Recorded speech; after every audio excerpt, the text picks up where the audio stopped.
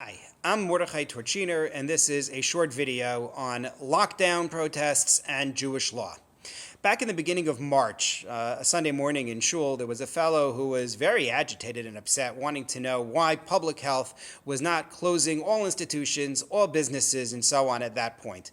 And I think if you look at the news, you have your answer, right? It's all the anti-lockdown protests. Protests are predictable. Between the financial toll of confinement, the mental health toll of all of the confinement and the fear associated with it, and people's general desire for independence, they get fed up being told to stay home, and especially if they are personally healthy.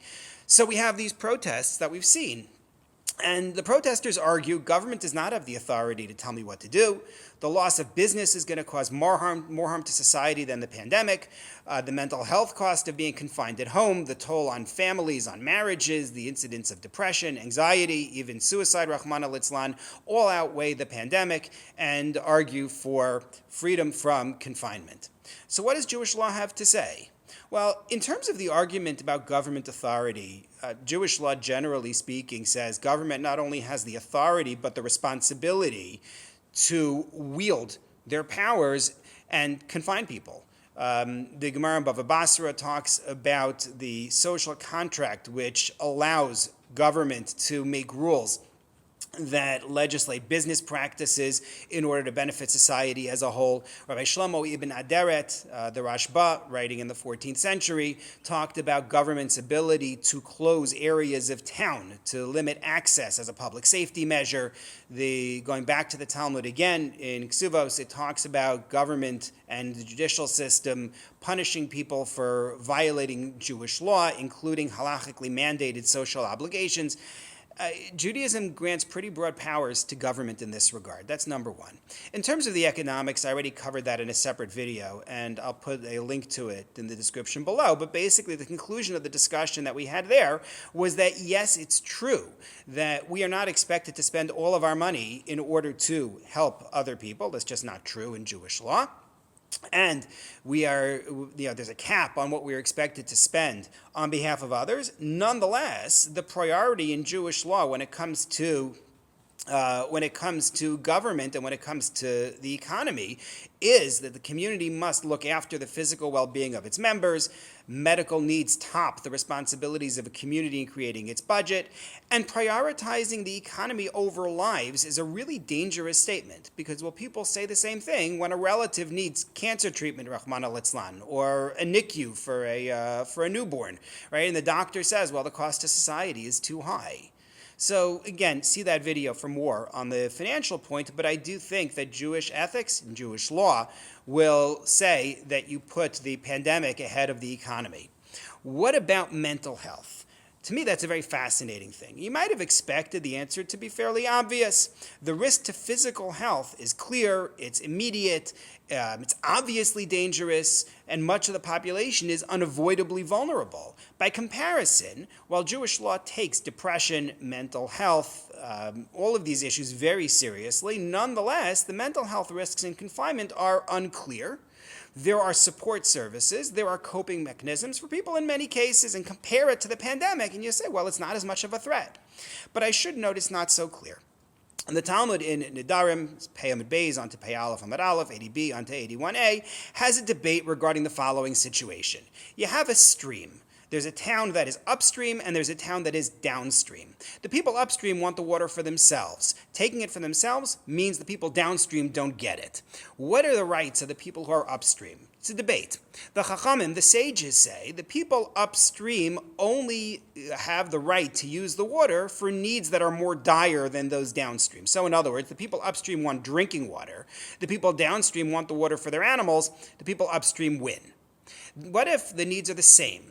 Both towns want it for drinking water. The people upstream are entitled to keep the resource for themselves. What if the people upstream want it for their animals and the people downstream want drinking water? Then the sages say, leave the water for the people downstream. We prioritize based on level of need. That's the position of the Chacham. However, Rabbi Yossi also speaks up in this debate, and Rabbi Yossi is a major authority in Jewish law in the Talmud, and Rabbi Yossi says the people upstream always get the water. Even if they wanted to do their laundry and the people downstream want drinking water, the people upstream comes first. And the Talmud asks, what are you talking about? Why would your laundry come before somebody else's physical health?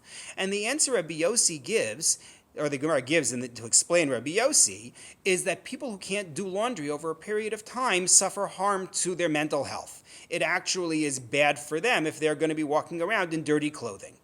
That seems to validate the impact of a long-term mental health threat. That's a very strong statement, and Rabbi Yossi is a very serious authority. So does that mean that Rabbi Yossi would say that we should tell the people who are vulnerable to the pandemic, I'm sorry, but we can't confine everybody to their homes, it's bad for their mental health? So the answer is that contemporary halachic authorities tend to walk back the impact of Rabbi Yossi's statement.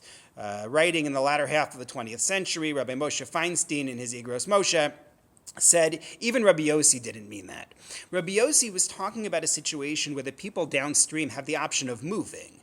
They could leave. It's a big pain, and it's dangerous to leave. Yeah, you have to move, get a new job, uproot your family, and all the things that go with it. Nonetheless, they can do it. And that's why Rabbi Yossi said, let the people upstream keep the water for themselves. But if the people downstream could not move, right, like the people who are vulnerable to the pandemic, and, with all the measures that you take, it's still so powerfully contagious. If they can't move, if they can't avoid the threat to their physical health, then they come first, said Rabbi Moshe Feinstein. Rabbi Isser Yehuda Unterman, the second chief rabbi of the state of Israel, second Ashkenazi chief rabbi of the state of Israel in the 1960s, said also, we don't follow Rabbi Yossi. Because when it comes to the impact of not doing your laundry, there are several steps, and there's some degree of ambiguity before there's a long-term harm. Whereas you lose drinking water, you're done after a day. That's the difference. And so he said, we don't follow Rabbi Yossi. And I think that can also be applied to the case of the pandemic, right? The vulnerability to the pandemic in terms of physical health is a lot more clear and present than the mental health issues that come with confinement. Not in any way to diminish the significance of mental health concerns. Halacha has to override almost all halachic considerations in the name of people's mental health, and that's a bigger topic than we're going to discuss right now.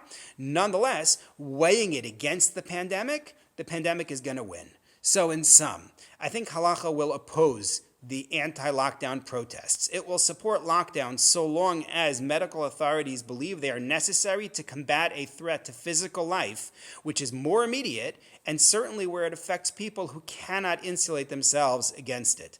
May God bring an end to this plague. May our doctors and our healthcare professionals be successful and be safe. Thank you.